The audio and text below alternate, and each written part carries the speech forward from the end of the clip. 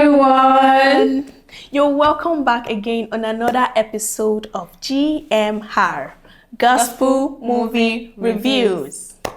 And from our last content, we have a lot of discussion on gospel movie producers and ministries that we know that you might not even know about. Yeah. We've enlightened you. We've give you expo. And I know by now you have checked out those contents. Yeah. You have been blessed. You have subscribed to their YouTube channel. You have followed their social media pages, and your life is not remaining the same. So if you have not checked our last content, this is another opportunity to go back to check before we go too far. Stay with us while we'll take you on this journey of movie reviews. We have so many movies to review, but we are going to be starting with the trending one. I mean the latest movie now, which is Adewale. So we are starting from season 1 to 4. We're not going to touch season 5 now. We just need to do a recap of season 1 to 4 for you guys. And we know you have so many questions in your mind. We know that, but we have some questions here, and we're just going to just ask it and just talk about it. So if you have other questions, please drop it in the comment section, and we are definitely going to answer it. So Marvelous. Okay, the first question on our list today is, what elements of the movie can viewers relate to in their own journey of faith? I'm going to say one, unforgiveness. Like, look at Martins. Fine, Martins was a Christian, a believer. He loved God. It was preaching the gospel, but he had that spirit of unforgiveness that actually held him down in the prison. Like he thought it was just in a physical prison, but he didn't know it was in a spiritual prison, that kind of thing. But when the Holy Spirit ministered to him that you really need to forgive your father. But thank God he forgave his dad. Who could ever imagine that a whole Durosonya could be a Christian, like an apostle? That was a great twist.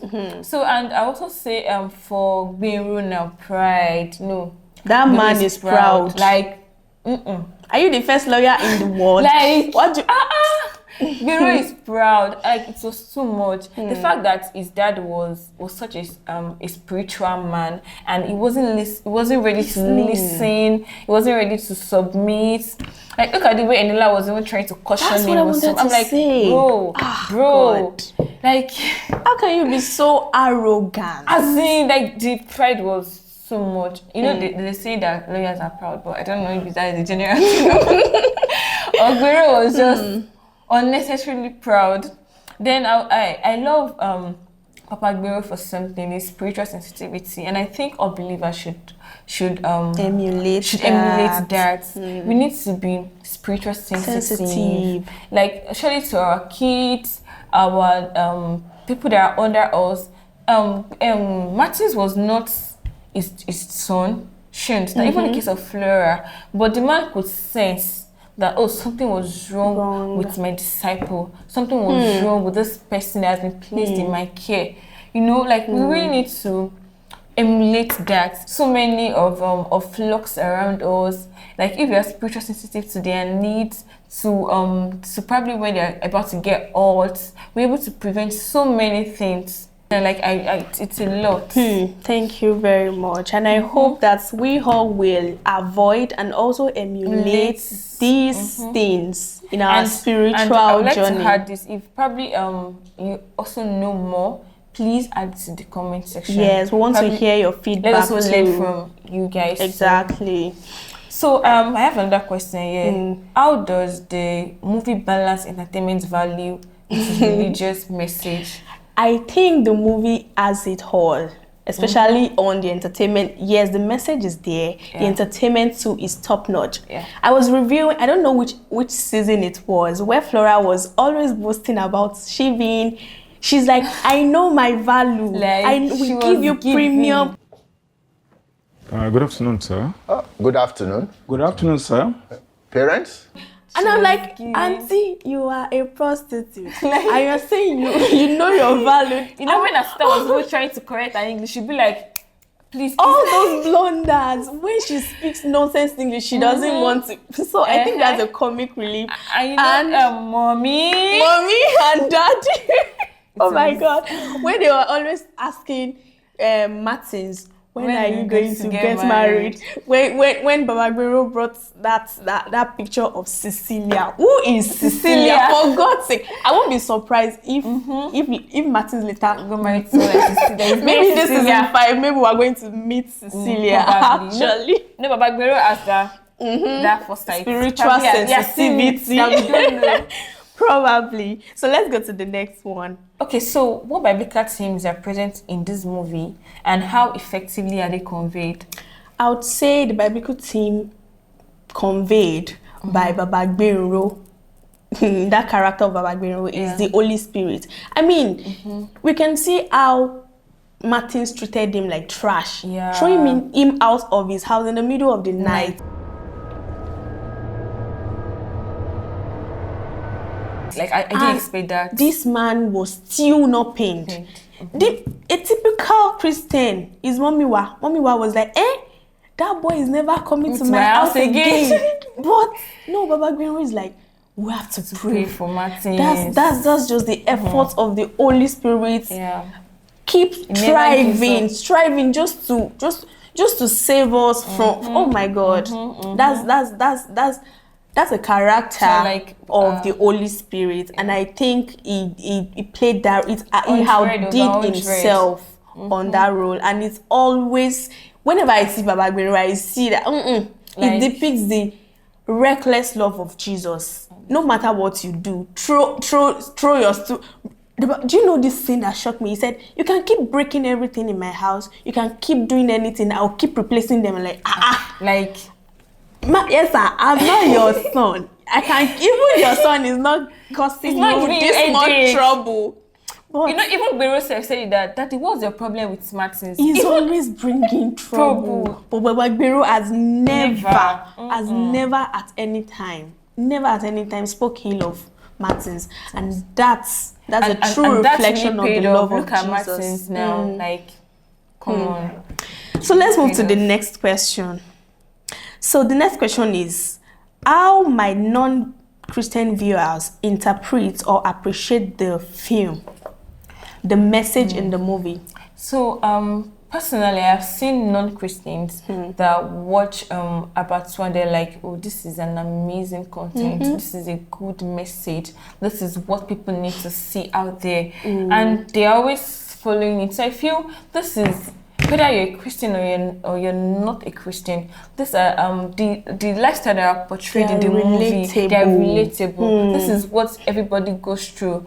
Look at the way Chief Sonya sacrificed his wife for it happens for power. It happens like this is a normal thing that goes on. Look at the way they actually sent Flora as a spy to Martins. It actually these are things that are happen happening in our society. So do you know, I remember while I was 7, I initiated one of my non-Christian friends into watching Abattoir, and she really loved it. And I think it's because of the excellence they put into the production, the storylines being relatable, not too spiritual, though the message is passed, not too religious, I'll say not too religious, but being spiritual, because at every point in time the message is always passed. So I think that's part of why non-Christian viewers find it. And even the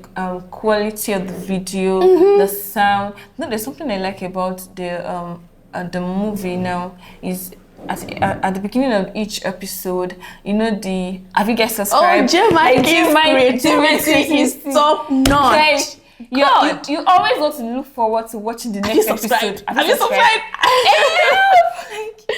In fact, that's a wonderful one. So even whether you're a Christian, you're a non-Christian, everyone is drawn to excellence. So that is something that they will always want to look forward to. Exactly, excellence.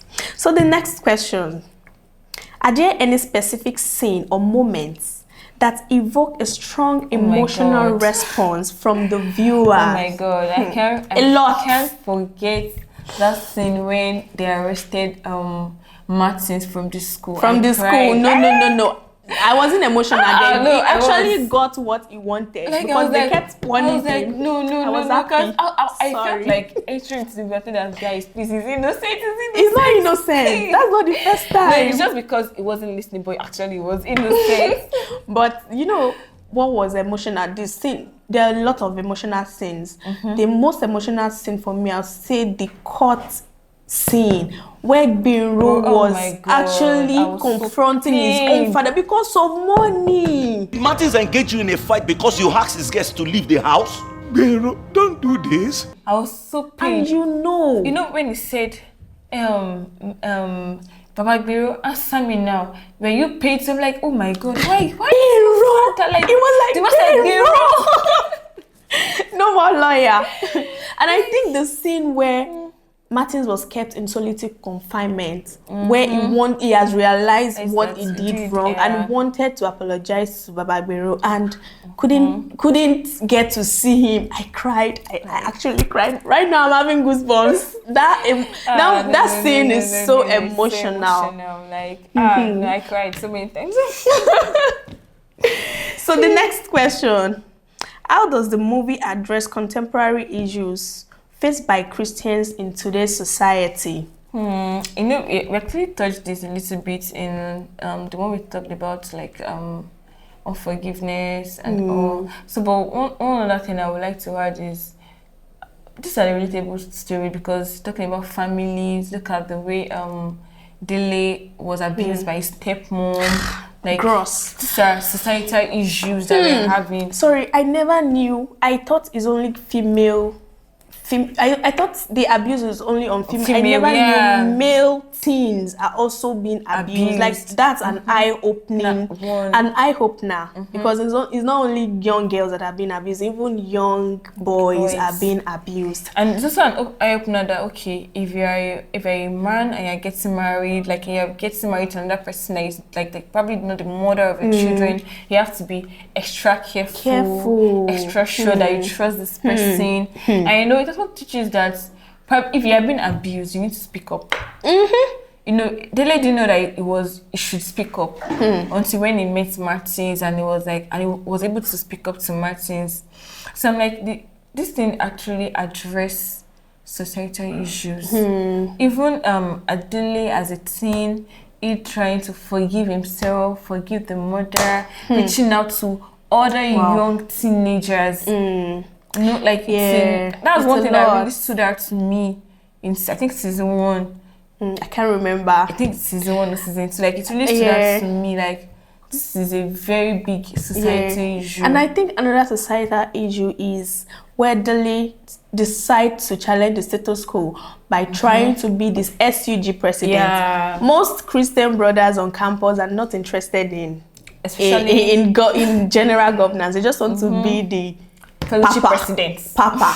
But that's a bold step by Dele trying to challenge. Though he was falling, but thank God for our brother Nicholas. In fact, that brother, thumbs up. Thank God for those people in his life. So it's actually a call to Christians in the society that you're not only needed in the church. You should shine your light in the dark world. You can't be shining your light in the bright room already. If you're shining your light here now, nobody will see it. But go into the dark and shine your light where everyone can see it. So you know this case of the police officer to the woman. You know, she's a believer. She doesn't involve herself in bribe, and you know she's standing out in the. You know, it's very rare to find a righteous police officer. I don't know. No, it's a very corrupt. It's a corrupt institution. So, and we're praying for them. We keep praying for them. So, you as a believer, you need to take up some roles, take up some positions, so that you can shine your light. Shine your light wherever you are. You know. It's really a lot. We can't touch everything. We just touch few of and we're expecting your input in the comment section. You might have answers. You might even have better answers to the questions we're asking, or you might even have your own questions too, please do well to ask in the comment section. And so our last question for today is, what demographic or audience does the movie seem to target, and how effectively does this resonate with them? I would say all demographical age, Actually, everybody. Everybody. You know, just like we're talking about Dilly now. Dilly was probably 16 as a twin. A teenager. He was a teenager. So you as a teenager don't feel like, oh, my parents are not Christians, I don't think I need to convert them. So there's also a job for you to do too. And so this movie has also revealed so much to teenagers. You guys can, if you're going through something, speak up to your teachers, speak up to your parents.